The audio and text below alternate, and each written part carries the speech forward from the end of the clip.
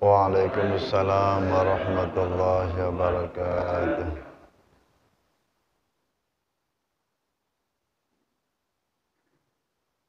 أعوذ بالله من الشيطان الرجيم. بسم الله الرحمن الرحيم.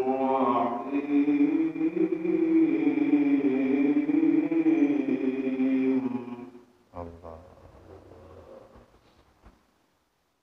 سبحان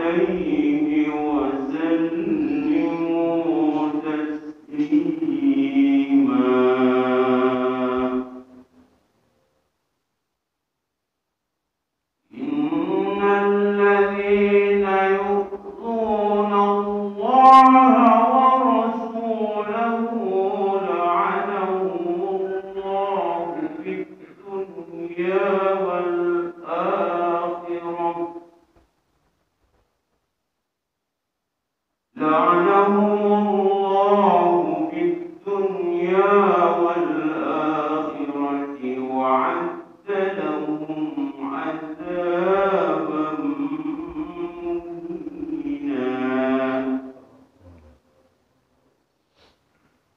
والذين يؤذون المؤمنين والمؤمنات بغير ما اكتسبوا فقد احتملوا بهتانا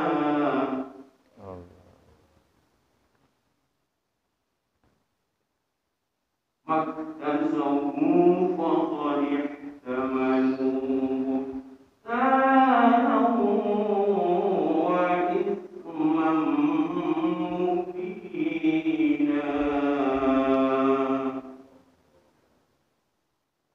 صدق الله العظيم.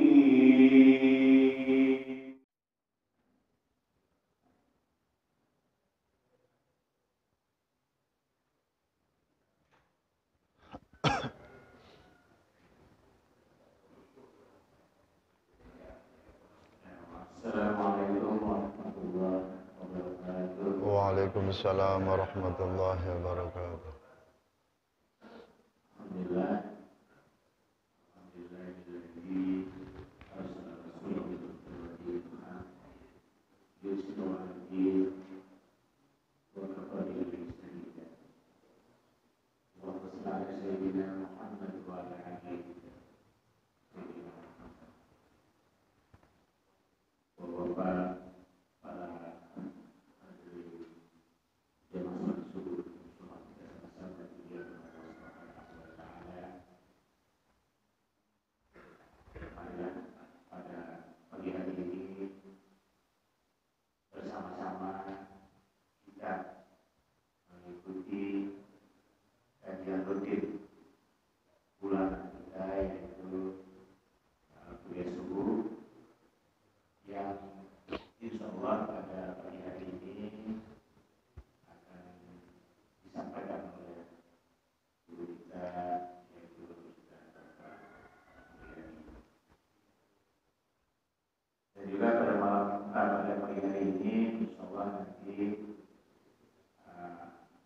kita mohonkan kepada guru kita yaitu Pak Ustaz Simamura untuk membacakan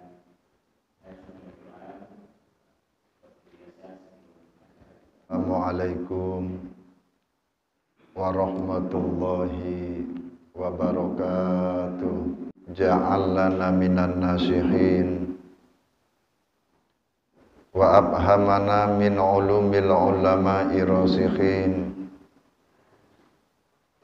Wassalatu wassalamu ala man nasakha dinuhu adyanal kafarrati wa tolihin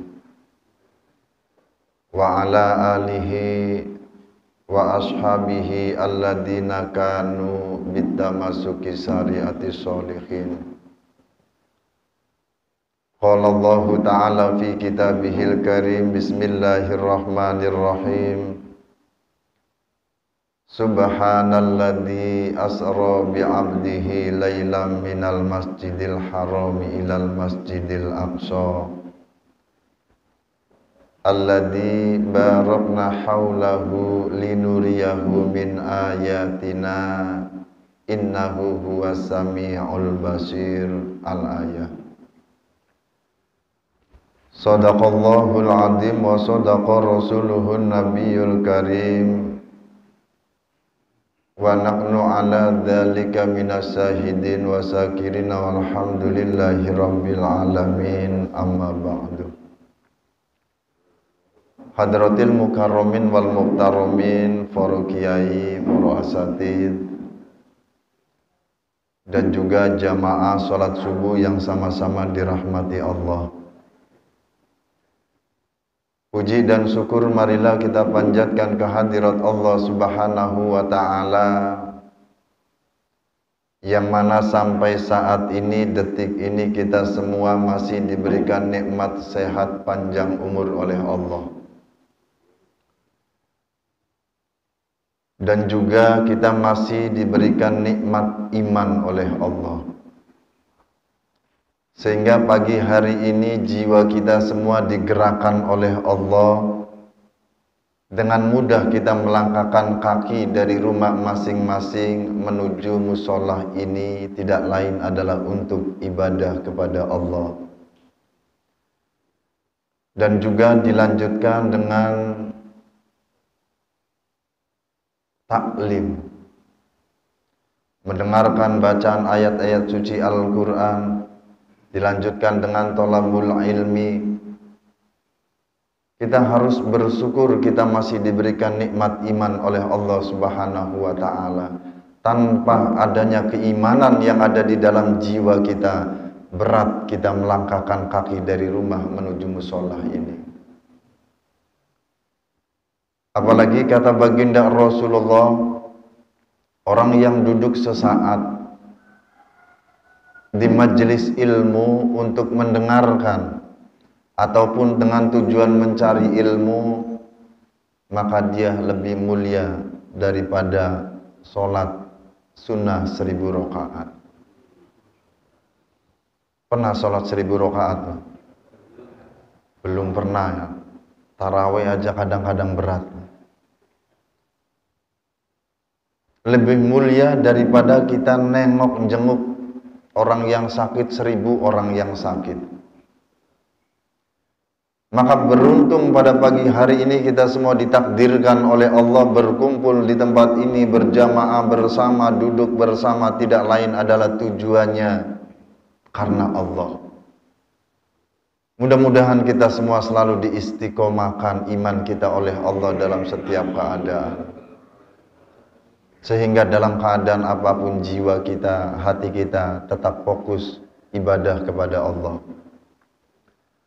Salawat ma'asalam semoga senantiasa tercurahkan kepada junjungan kita Nabi Agung Muhammad sallallahu alaihi wasallam, juga kepada keluarga, para sahabat dan juga umatnya yang senantiasa mengikuti ajarannya hingga yaumil qiyamah. Hadirin hadani Allah wa iyyakum. Biasanya megang mic-nya enak, ini mic-nya kayak kalau sini kejauhan ya suaranya. Setiap tahun ketika memasuki bulan Rajab, hampir musola, masjid, organisasi semuanya melaksanakan acara Isra wa Mi'raj. Dan tentunya kita sudah paham semua karena setiap tahun selalu kita memperingati acara Isra Mi'raj. Isra diperjalankannya Rasulullah dari Masjidil Haram ke Masjidil Aqsa. Mi'raj dari Masjidil Aqsa ke langit pertama, kedua, ke Sidratul Muntaha sampai ke Rob-Rob berjumpa dengan Allah. Kemudian baginda Rasul mendapatkan oleh-oleh yang sampai sekarang oleh-olehnya dilaksanakan oleh kita, yakni sholat. Tapi jarang orang yang menjelaskan sebelum baginda Rasulullah sallallahu alaihi wasallam diisrokan, baginda Rasulullah dimi'rajkan. Di dalam kitab Qisatul Mi'raj ada salah satu keterangan sebelum baginda Rasul diisrokan, dimi'rajkan, berjumpa dengan Allah, yang mana pada tahun itu disebut dengan Amul Huzni, tahun kesedihan. Baginda Rasul baru ditinggal istrinya tercinta Siti Khadijah, ditinggal oleh pamannya, sehingga disebut dengan Amul Huzni. Bainama an-nabiyyu sallallahu alaihi wasallam. Di dalam kitab Qisatul Mi'raj dijelaskan bainama ing dalam siji waktu, kata orang Jawa ya. Ada orang Jawa ya? Banyak. Bainama pada suatu hari an-nabiyyu, yakni baginda Rasul Kanjeng Nabi Muhammad sallallahu alaihi wasallam. Pada suatu hari baginda Rasulullah pada saat itu baginda Rasul berada di Hijr Ismail. Indal baiti, Hijr Ismail itu ya di samping Baitullah. Mungkin yang sudah haji atau umroh tahu ya. Berebut orang masuk ke Hijr Ismail melaksanakan sholat sunnah di situ. Yang di dalam nggak mau keluar, yang di luar mau masuk berebut. Kadang lagi sholat terinjak. Itu di Hijr Ismail. Mudtaji'an rajulaini, ketika itu baginda Rasul itu sedang tidur miring menghadap ke Baitullah. Di samping kanan baginda Rasul rajulaini, ada dua orang laki-laki. Sebelah kanan ada seorang laki-laki, sebelah kiri pun ada seorang laki-laki. Id atahu Jibrilu wa Mikailu wa ma'ahuma malakun akharu. Ketika Rasulullah sedang tidur miring menghadap ke Baitullah, id atahu, tiba-tiba datang malaikat Jibril. Datang malaikat Mikail. Bahkan wa ma'ahuma malakun akharu, dan juga malaikat-malaikat yang lain ikut bersama dengan malaikat Jibril dan malaikat Mikail berada di Hijr Ismail. Dua orang laki-laki ini tidak ada yang melihat kedatangan para malaikat-malaikat Allah. Maka faktamilu, maka para malaikat-malaikat Allah membawa baginda Rasulullah. Ketika dibawa oleh para malaikat-malaikat Allah, hatta ja'au, maka sehingga sampailah baginda Rasul dibawa oleh para malaikat-malaikat Allah Zamzama, tepat di samping sumur Zamzam. Ketika sudah sampai di samping sumur Zamzam, para malaikat-malaikat Allah dengan rasa kasih sayang kepada baginda Rasulullah diletakkan tubuh baginda Rasulullah. Atas izin dan ridho Allah, atas perintah Allah, pastal kau ala dohrihi, dadanya baginda Rasulullah itu dibuka, dibedah atau dioperasi oleh malaikat-malaikat Allah yang dipimpin oleh malaikat Jibril. Ini peristiwa sebelum diisrokan dan juga dimi'rajkan baginda Rasul.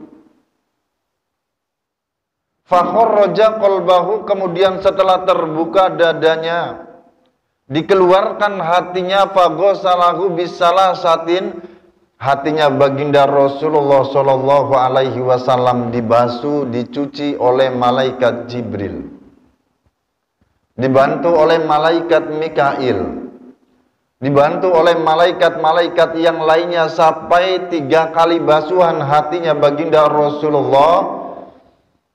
Setelah bersih hatinya baginda Rasul, tamla'u imanan wa yakinan wa ilman wa hikman. Setelah hatinya bersih, dimasukkan keimanan oleh para malaikat, oleh malaikat Jibril atas izin dan ridho Allah. Artinya sejarah ini bagi kita umat Rasulullah, kalau baginda Rasulullah sebelum diisrokan, dimi'rajkan, berjumpa dengan Allah, hatinya sudah bersih dan suci karena mau menghadap kepada Allah Dat yang Maha Suci. Kalau kita melihat sejarah ini, hikayah ini, kita sebagai umat Rasulullah yang masih diberikan nikmat sehat panjang umur oleh Allah, bersihkan hati kita. Bagaimana caranya? Istighfari, perbanyak membaca istighfar, mohon ampunan kepada Allah. Sebab di dalam kitab Hikam Ibnu Athaillah mengatakan, aslu kulli maksiatin, pokok tiap-tiap kemaksiatan yang dilakukan oleh manusia, yang dilakukan oleh seorang hamba, ghaflatun, karena sering lalai. Kita diberikan kesehatan oleh Allah, menikmati kesehatan namun sering lalai kepada Allah dan yang memberikan kesehatan kepada kita. Diberikan penglihatan sehingga kita bisa melihat keindahan alam. Kita menikmati semua itu, tapi kita sering lalai kepada Allah daripada kita ingat Allah. Rezeki kita pemberian Allah. Rumah tangga kita yang tentram hakikatnya adalah yang menghendaki Allah. Tapi kita menikmati semua pemberian Allah, ghaflatun, kita lebih sering lalai kepada Allah daripada ingat Allah. Maka kita yang masih diberikan nikmat sehat panjang umur oleh Allah, perbanyak membaca istighfar kepada Allah, mohon ampunan kepada Allah. Kalau baginda Rasulullah yang hatinya bersih, imannya kuat, keyakinannya kuat, masih membaca istighfar setiap hari. Ulama mengatakan, ada yang mengatakan 70 kali, ada yang 100 kali. Namun kita manusia biasa yang sadar tidak sadar, kita lebih banyak dosa daripada pahala. Al-insanu mahalul khata' wa nisyan, manusia tempat salah, manusia tempat lupa. Kalau kita tempat lupa, tempat salah, berarti kita tempat dosa. Maka kalau kita sadar diri kita sering lalai dan lupa kepada Allah, perbanyak istighfar, mohon ampunan kepada Allah Subhanahu wa ta'ala. Maka jika kita istiqomah dalam setiap keadaan mohon ampunan, beristighfar kepada Allah, hati kita akan bersih, hati kita akan suci. Kalau hati kita bersih, al-imanu, maka keimanan akan tumbuh di dalam qalbu kita. Wa yakinan, keyakinan akan selalu bertambah. Tapi sebaliknya, kalau kita tidak pernah mohon ampunan kepada Allah, tidak pernah beristighfar kepada Allah, sering lalai kita kepada Allah. Kata baginda Rasul, wal ismu mahaka fi nafsika. Dosa-dosa yang terus-menerus kita perbuat karena kita sering lalai kepada Allah. Mahaka fi nafsika, sehingga hati kita hidupnya tidak pernah tenang. Selalu takut, selalu gelisah.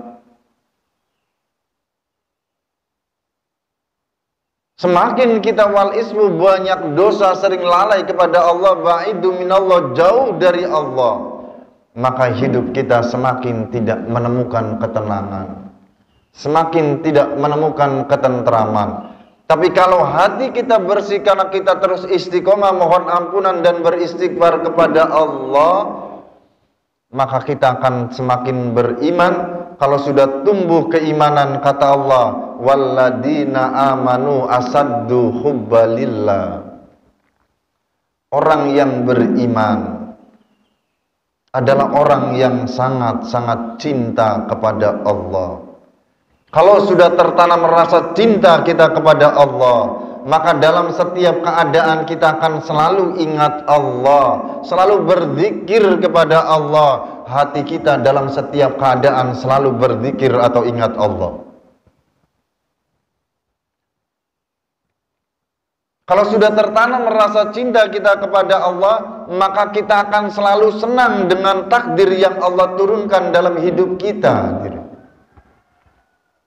Allah dat yang maha baik, takdir yang Allah turunkan dalam hidup kita, hakikatnya itulah yang terbaik. Bagaimana terbaik? Saya ingin sehat, kok Allah datangkan sakit. Kita ingin sukses, kok malah nggak sukses. Ingin tidak punya hutang, kok malah banyak hutang. Ini adalah syahwat kita yang mengatakan demikian. Tapi kalau kita beriman kepada Allah, cinta kepada Allah, pasti kita jiwanya apapun yang didatangkan oleh Allah, hakikatnya itu yang terbaik dari Allah untuk kita. Contoh, kalau kita punya anak kecil umur 2 tahun, anak kita sedang sakit, panas, demam. 1 hari sudah dikasih obat kok belum kunjung turun demamnya, panasnya. Tiba-tiba di luar rumah ada orang yang jualan es tetot. Anak kita itu spontan lari keluar. Minta sama kita, minta beli es. Kayaknya kita orang tua ngasih nggak kalau anak sedang sakit demam atau panas? Ngasih apa enggak, Pak? Enggak. Bukan kita tidak ngasih, bukan berarti kita tidak sayang sama anak kita. Justru inilah sebagai tanda cinta kita kepada anak kita.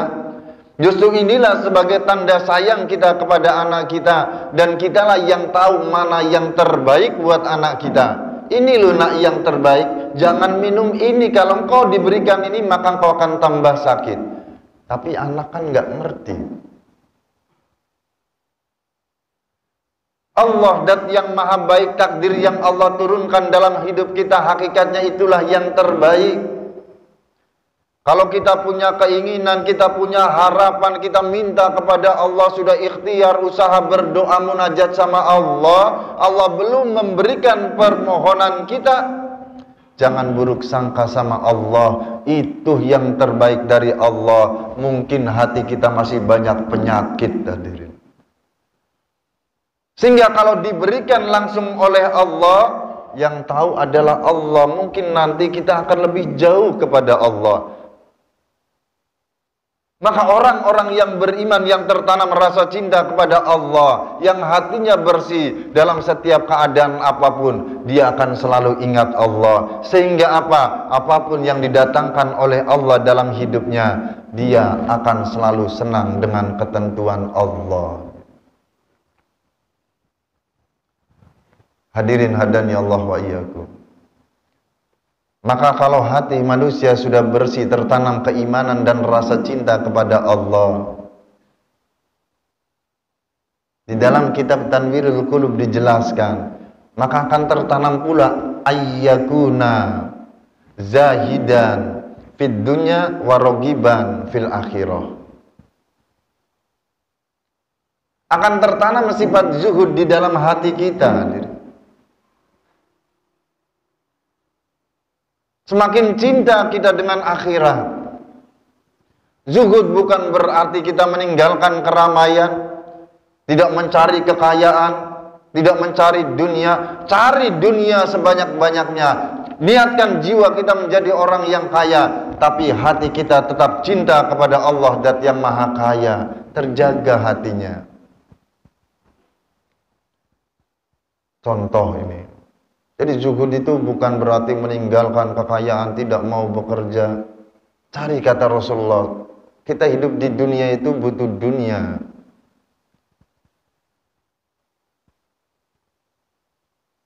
Ada ulama Syekh, Syekh Ali Abu Hasan Asadili. Kalau orang Thariqah itu yang Asadiliyah, beliau pencetusnya. Beliau orang yang kaya raya, di mana beliau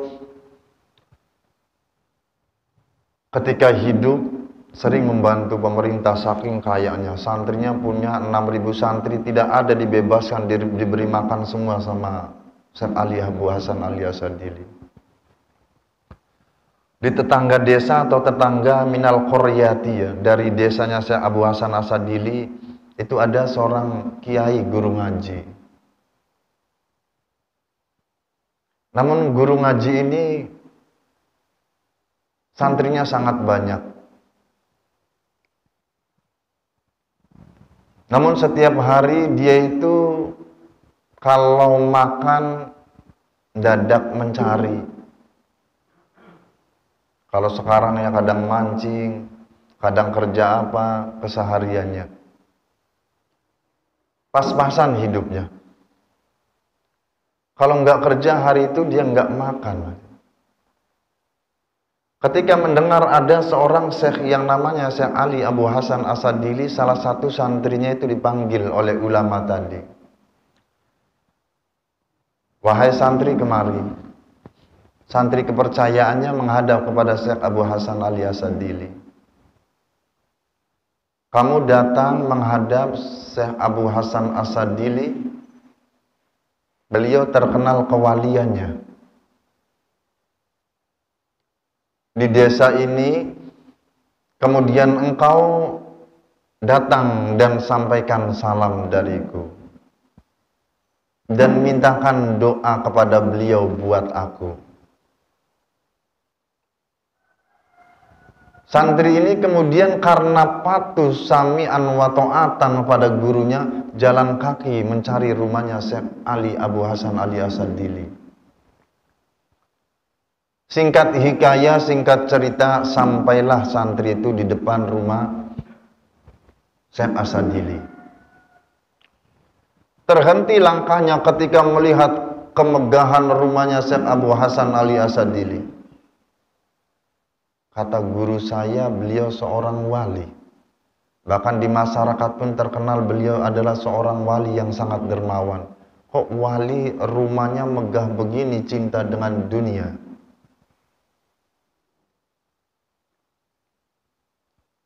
Ini terkadang diri kita itu selalu memandang dan langsung menilai. Orang-orang yang bersih, hatinya tertanam keimanan, tidak akan mudah menilai dengan apa yang ia pandang. Kadang kita baru mendengar berita belum jelas sudah menilai.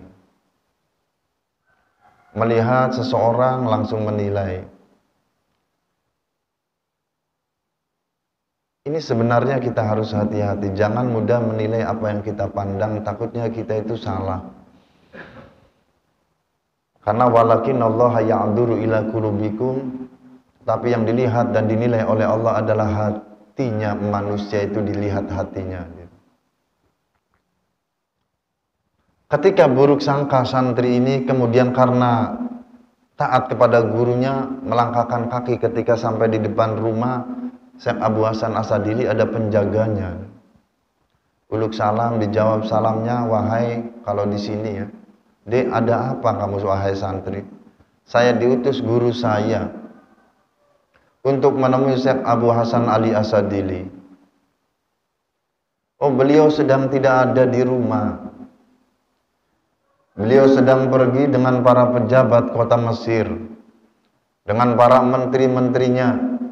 Tapi kalau engkau mau menunggu, silakan masuk, kau tunggu di ruang tamu. Akhirnya santri itu menunggu di ruang tamu. Tidak lama kemudian Syekh Abu Hasan Ali Asadili datang dengan para pejabat, duduk, masuk, kemudian melihat santri tadi, dipanggil santri tadi. Wahai santri, kemari, menghadap pada Syekh Abu Hasan Ali Asadili. Sebelum engkau menyampaikan tujuan kamu kemari, kamu makan dulu. Santri ini dikasih makan. Diajak sama khodimnya, sama pembantunya Syekh Abu Hasan Ali Asadili. Ketika masuk ke ruang makan, semua pembantunya tuh dihitung satu persatu. Katanya, wali kok pembantunya banyak, rumahnya megah, kok ini cinta dunia, nggak mungkin ini wali. Ini biasanya kita yang suka menilai. Maka orang yang jiwanya bersih itu tidak akan mudah menilai, sangat hati-hati. Setelah makan baru menghadap kepada Syekh Abu Hasan Ali Asadili. Baru duduk santri itu. Wahai santri, sampaikan kepada guru ngajimu. Sampaikan, jangan cinta dunia. Kaget santri tadi. Karena dia tahu kondisi gurunya sendiri, dia orang yang tidak punya apa-apa. Kalau makan buat keluarganya dadak mencari. Tapi kok Syekh Abu Hasan Ali Asadili menyampaikan, sampaikan pada guru ngajimu jangan cinta dunia. Kaget akhirnya bertanya santri tadi, wahai Syekh, bukankah engkau yang cinta dunia? Rumahmu megah, setiap sudut ada penjaganya, bahkan tadi saya menghitung khodim ataupun pembantumu sangat banyak wahai Syekh. Sedangkan guru ngaji saya tidak punya apa-apa. Tersenyum Syekh Abu Hasan Ali Asadili. Wahai santri, Kalau jiwamu, hatimu bersih dan dibukakan oleh Allah, maka engkau tidak akan mampu ataupun tidak akan menilai dengan apa yang kau lihat. Terdiam santri tadi. Akhirnya tidak panjang kalam, Syekh Abu Hasan Al-Yasadili itu memberikan gelas kosong. Itu ada di kitab Manaqib Abu Hasan Al-Yasadili. Ini wahai santri, agar engkau paham, pegang gelas ini. Diisi air, pas penuh, gelas itu penuh diisi. Coba santri, engkau jaga air ini, keliling rumahku sebanyak 3 kali, jangan sampai air ini ada yang menetes. Jangan sampai air ini ada yang tumpah. Kalau ada yang menetes dan tumpah, engkau gagal dan saya tidak akan menjelaskan hakikat kehidupan. Karena penasaran, santri ini akhirnya keluar rumahnya Syekh Abu Hasan As-Sadili, keliling rumahnya Syekh Abu Hasan As-Sadili sampai 3 kali. Setelah selesai 3 kali menghadap kepada Syekh Abu Hasan Ali As-Sadili. Wahai santri, apa engkau sudah selesai? Apa yang aku tugaskan sudah, wahai Syekh. Tadi pas keliling ada enggak airnya yang tumpah? Tidak ada. Ada yang menetes? Tidak ada. Ketika engkau keliling, kau melihat kemegahan rumahku? Tidak, wahai Syekh. Kau melihat kekayaan harta bendaku? Tidak, wahai Syekh. Kenapa engkau tidak melihat kekayaan dan kemegahan rumahku padahal ada di sampingmu yang kau kelilingi? Karena mata, pikiran, dan hatiku fokus menjaga air ini. Tersenyum Syekh Abu Hasan Al-Yasadili. Wahai santri, itulah qalbuku. Ketika aku diberikan kekayaan oleh Allah, hatiku semakin tertanam rasa cinta kepada Allah Dat yang Maha Kaya, sehingga kekayaanku selalu diberikan atau dijalankan di jalan Allah. Semakin aku tidak cinta dengan kekayaan itu, aku berikan pada fakir miskin, pemerintah yang membutuhkan, anak yatim. Allah semakin memberikan kekayaanku, maka aku semakin cinta kepada Allah. Ini zuhud.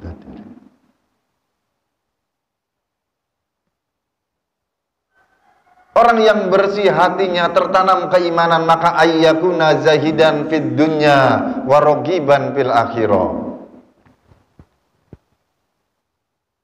Akan tertanam sifat zuhud di dalam hatinya.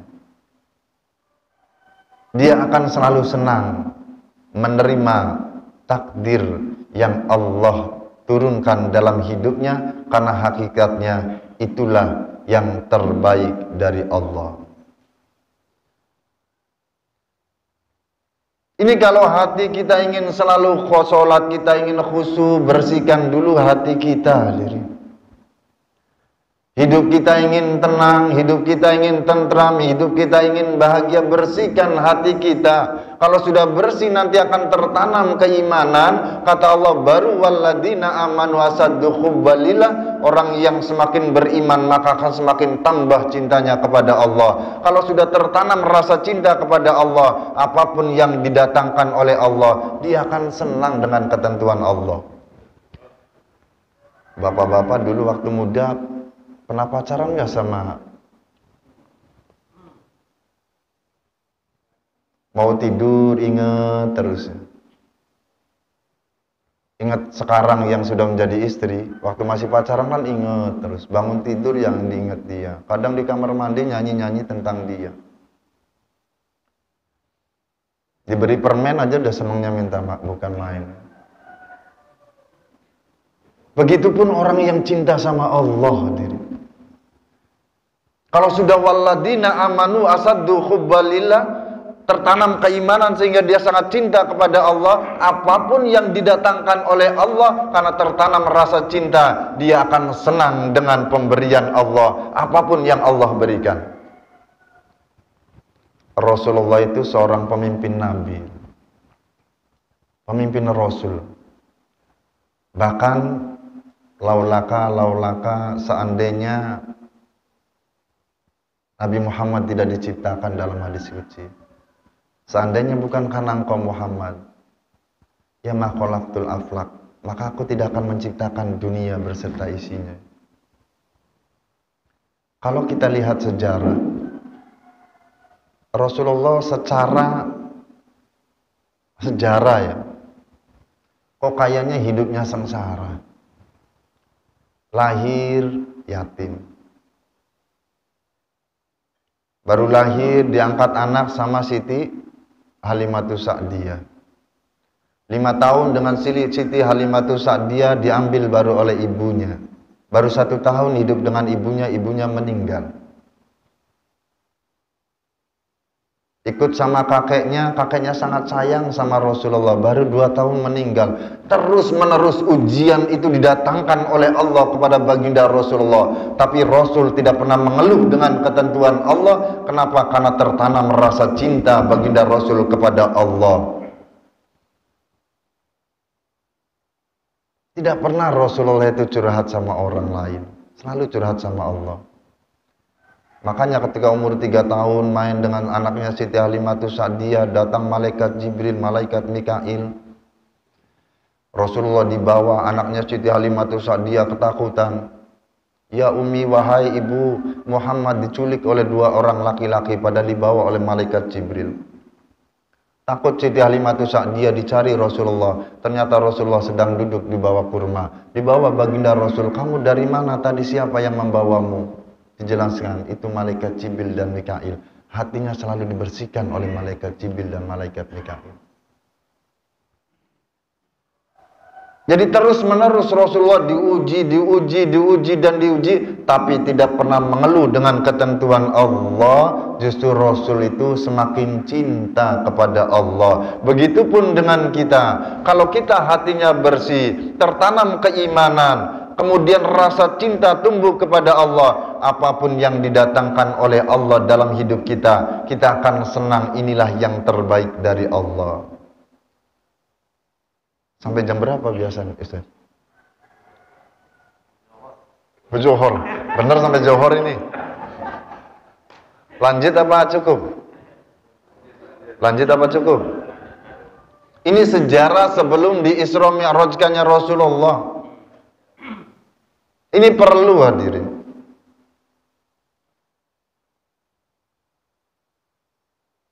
Maka yang pertama, perbanyak membaca istighfar agar hati kita bersih.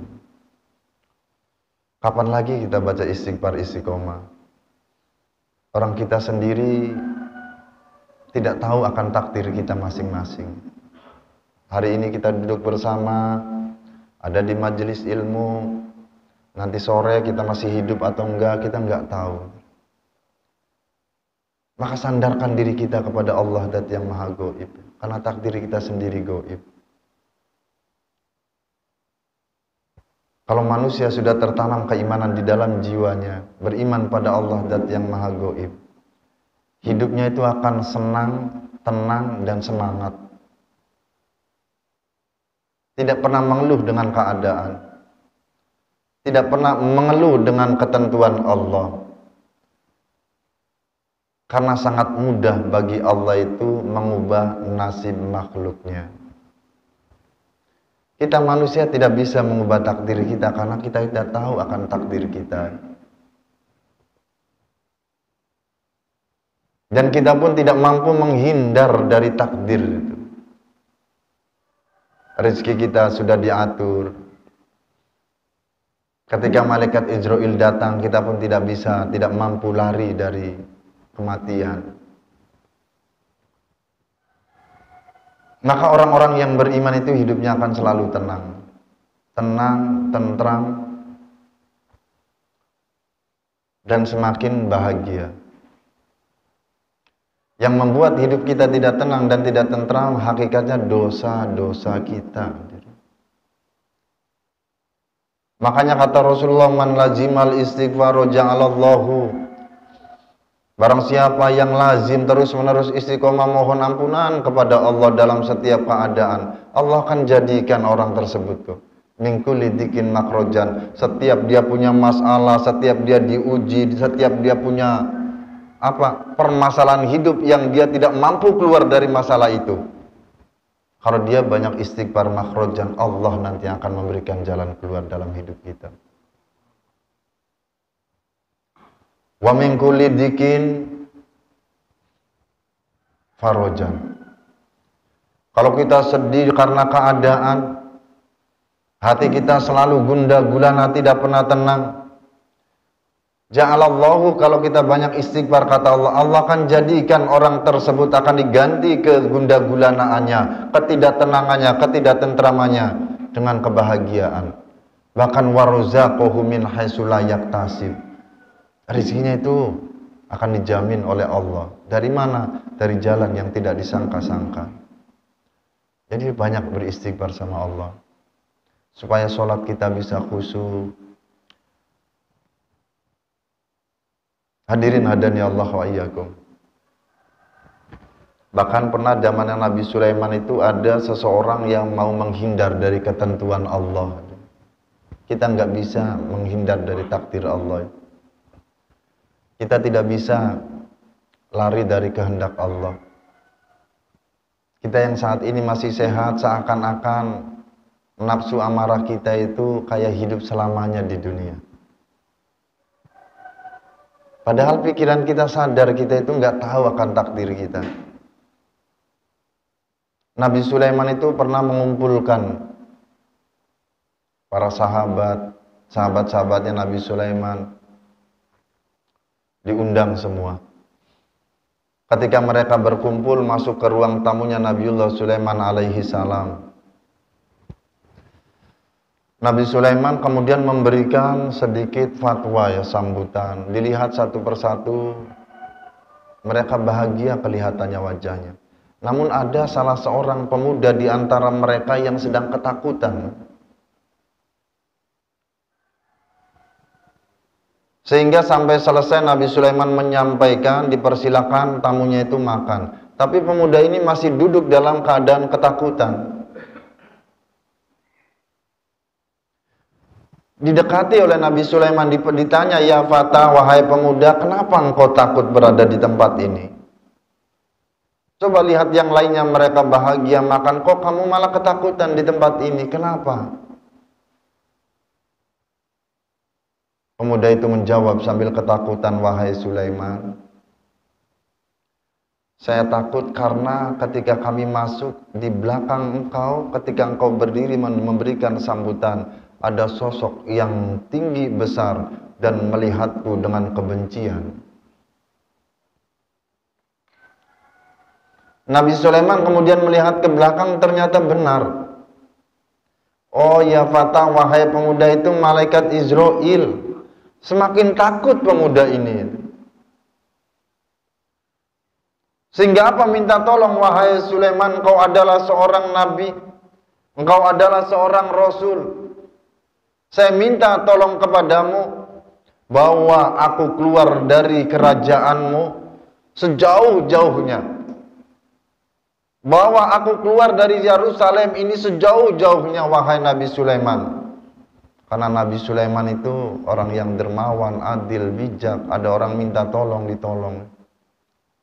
Atas izin dan ridho Allah, "Ya rihu ta'ali, wahai angin kemari." Datang angin nanti. Ini mujizatnya Nabi Sulaiman termasuk. "Wahai angin, kau bawa pemuda ini. Bawa sejauh-jauhnya dari kerajaanku." Dia minta dibawa kemana, udah ikutin kau wahai angin. Ikutin pemuda ini. Akhirnya dibawa oleh angin ini pemuda. Kok angkasa jauh, kemudian turun di suatu negara, diturunkan di India. Sesampainya di India, dia tidak ada rasa takut lagi, gembira karena sudah jauh dari negara asalnya, dari kerajaannya Nabi Sulaiman. Tidak lama, malaikat Israel datang, kemudian mencabut nyawanya pemuda itu. Pemuda tersebut meninggal berada di India. Malaikat Israel datang pada Nabi Sulaiman. Karena Nabi Sulaiman penasaran, "Wahai Israel, kenapa engkau mewujudkan diri sehingga tamuku itu ketakutan?" Malaikat Israel menjawab, "Wahai Nabi Sulaiman, saya diperintahkan oleh Allah untuk mencabut nyawanya pemuda tersebut Tapi Allah memerintahkan mencabut nyawanya berada di India. Ketika kami datang, kau ada di kerajaanmu, sehingga saya tidak bisa mencabut nyawanya karena takdirnya dia meninggal berada di India. Sehingga dia ketakutan angin membawanya ke India. Memang takdirnya dia meninggal di India. Manusia tidak bisa lari dari kehendak Allah. Maka dekatkan diri kita kepada Allah. Bersihkan hati kita dengan memperbanyak istighfar kepada Allah. Berzikir kepada Allah. Maka akan tumbuh keimanan dan rasa cinta kita kepada Allah. Ini masih banyak sebenarnya kisah sebelum di Isra Mi'rajkannya baginda Rasulullah di dalam kitab Qissatul Mi'raj. Artinya sebelum baginda Rasul berjumpa dengan Allah, bersih dulu hatinya. Maka dimasukkan keimanan, keyakinan sama. Kalau kita itu bersih hatinya, maka tertanam keimanan yang kuat. Akan tumbuh keimanan di dalam keyakinan di dalam jiwa kita. Maka akan tumbuh bahkan aliman, diberikan pengetahuan oleh Allah. Kalau Rasulullah kan seorang Rasul, bisa mengetahui sesuatu yang tidak diketahui oleh para sahabat, melihat yang tak terlihat oleh para sahabat. Bahkan wahikman, nanti jiwa kita itu akan bijaksana. Hatinya akan selalu terjaga. Kalau hati terjaga, maka seluruh dohir kita akan terjaga. Tapi kalau hati kita rusak, maka dohir kita pun akan rusak. Ya mungkin ini saja yang dapat kami sampaikan. Kalau Isra Mi'raj mungkin kita sudah banyak dengar. Tapi ini sangat-sangat penting sebelum diisrakan dan mi'rajkan oleh Allah. Jaga hati kita, bersihkan kolbu kita, agar tumbuh keimanan dan keyakinan, sehingga jiwa kita hidupnya semakin tenang, hidup kita semakin tentram. Seakan-akan kalau kita itu melihat si A hidupnya kayaknya enak, si B kayaknya enak, bahagia, padahal belum tentu apa yang kita lihat sesuai dengan penilaian kita. Yang merasakan adalah orang tersebut, hadirin. Maka jaga jiwa kita, hati kita bersihkan agar hidup kita semakin tenang, semakin tentram, jiwa kita semakin tentram, maka sholat kita akan semakin khusyuk. Kita tidak akan pernah buruk sangka kepada pertentuan Allah. Kita tidak akan buruk sangka dengan tetangga kita.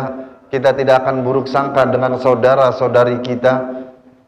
Jiwa kita akan selalu baik sangka, baik kepada Allah maupun kepada saudara-saudari kita, sehingga apa, hidup kita akan semakin tenang dan tentram. Mungkin ini saja yang dapat kami sampaikan. Mudah-mudahan ada hikmahnya dan hadirin dapat memetik hikmahnya ini ya, diamalkan dalam kehidupan sehari-hari, dan mudah-mudahan nanti hidup kita semakin tenang, semakin tentram, semakin bahagia, dan sholat kisah kita semuanya bisa sampai antak sa'a qulubuhum lidzikrillah. Setiap sholat kita mampu khusyuk hanya ingat kepada Allah, sehingga ketika kita selesai sholat akan membekas di dalam jiwa kita, yaitu selalu baik sangka, terhindar dari perbuatan keji dan mungkar. Ini saja yang dapat kami sampaikan, kurang lebihnya mohon maaf. Wallahul muwaffiq ila aqwamit thoriq. Wassalamualaikum warahmatullahi wabarakatuh.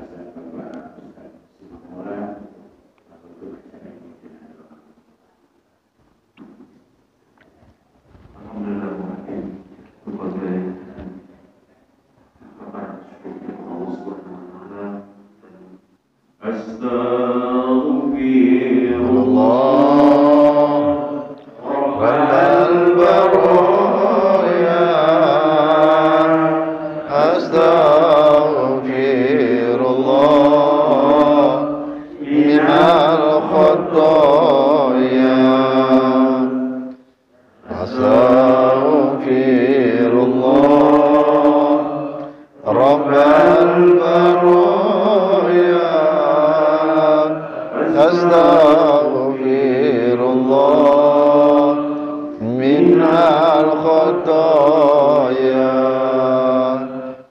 Hidup di dunia sebentar saja, sekedar mampir, sekejap mata.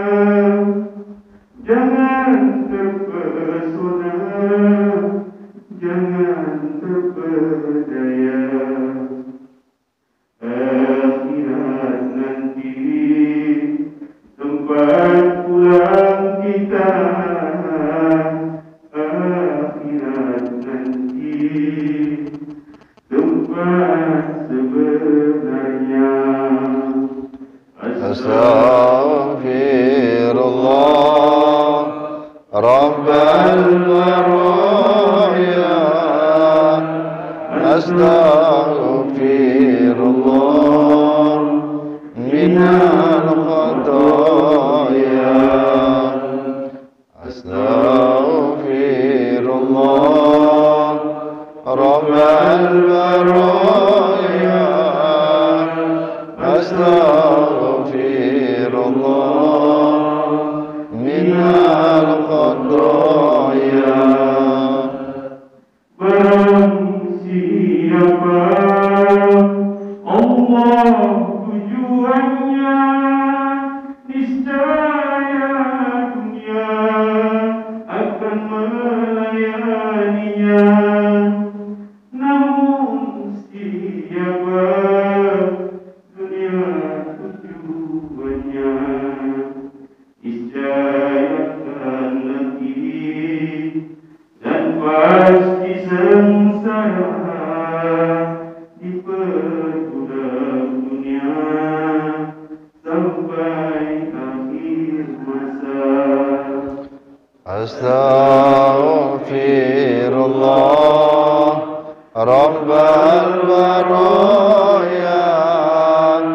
Astaghfirullah minal khataya. Astaghfirullah Rabbal baraya. Astaghfirullah minal khataya. Ingatlah maut pastikan menjemput, putuskan nikmat dan cita-cita tak dapat ditolak, tak dapat dicegah. Bila waktu hidup berakhir sudah, bila waktu hidup berakhir sudah. Astaghfirullah Rabbal baraya. Astaghfirullah minal khataya. Astaghfirullah Rabbal baraya. Astaghfirullah minal khataya. Wahai sahabat,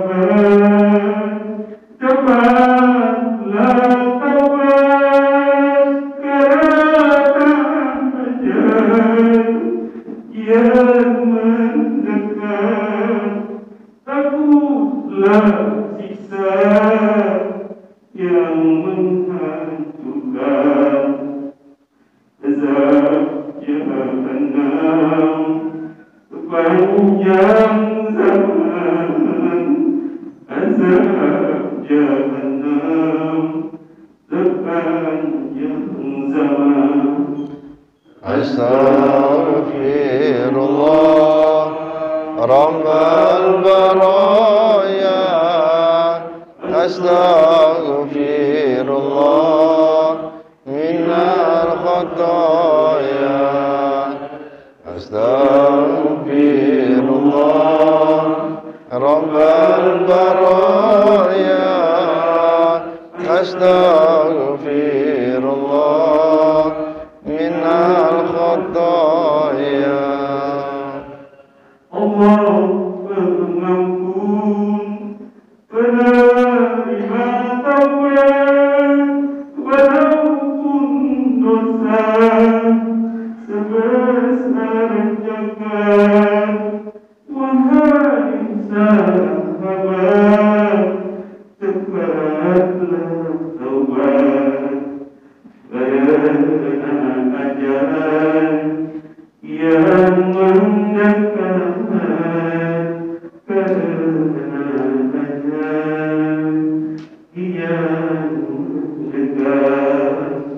Astaghfirullah Rabbal baraya Astaghfirullah minal khataya. Astaghfirullah Rabbal baraya Astaghfirullah. Alhamdulillah Rabbil Alamin. Alhamdulillah Masjid Ya Rabbana lakal hamdu kama yanbaghi li jalali wajhika al-karim wa 'azimi. Allahumma shalli ala sayyidina Muhammad wa ala ali sayyidina Muhammad. Salatan tunjina biha min jami'il ahwal wal afat. Wa taqulna biha jami'al hajat. وتغفرنا بها من جميع السيئات. ترفعنا بها عندك أعلى الدرجات. وتبلغنا بها أقصى الغايات من جميع الخيرات في الحياة وبعد الممات. إن الذين يبايعونك إنما يبايعون الله. يد الله فوق أيديهم. ومن نكث فإنما ينكث على نفسه. ومن عوف بما آتاه الله فسيؤتيه أجرا عظيما. ربنا افتح بيننا وبين قومنا بالحق وأنت خير الفاتحين. آمين. ربنا أنزلنا منزلا مباركا وأنت خير المنزلين. اللهم افتح لنا بفتوح العالمين. آمين. اللهم افتح لنا بفتوح العالمين. اللهم افتح لنا بفتوح العالمين. اللهم اغفر لنا ذنوبنا ولوالدينا وارحمهم كما ربونا صغارا. ولجدنا ولجداتنا ولمشايخنا ولأساتذتنا ولمن حضرنا ولمن غاب عنا ولجميع المسلمين والمسلمات والمؤمنين والمؤمنات الأحياء منهم والأموات برحمتك يا أرحم الراحمين. اللهم إنا نسألك سلامة في الدين والدنيا والآخرة وعافية في الجسد وبركة في رزقنا وزيادة في علمنا وتوبة قبل الموت ورحمة عند الموت ومغفرة بعد الموت. اللهم هون علينا في شفاعة الموت والنجاة من النار والعفو عند الحساب. ربنا لا تزغ قلوبنا بعد إذ هديتنا وهب لنا من لدنك رحمة إنك أنت الوهاب. ربنا آتنا في الدنيا حسنة وفي الآخرة حسنة وقنا عذاب النار. صلى الله على خير خلقه محمد صلى الله عليه وسلم أجمعين. سبحان ربك رب العزة عما يصفون وسلام على المرسلين والحمد لله رب العالمين. والسلام عليكم ورحمة الله وبركاته. Waalaikumsalam warahmatullahi wabarakatuh. Demikian Bapak-Bapak sekalian, terima kasih sekaliannya. Jangan langsung pulang. Saya selaku ketua acara mohon maaf kalau ada kekurangan kesalahan pada kata-kata saya. Saya akhiri. Assalamualaikum warahmatullahi wabarakatuh.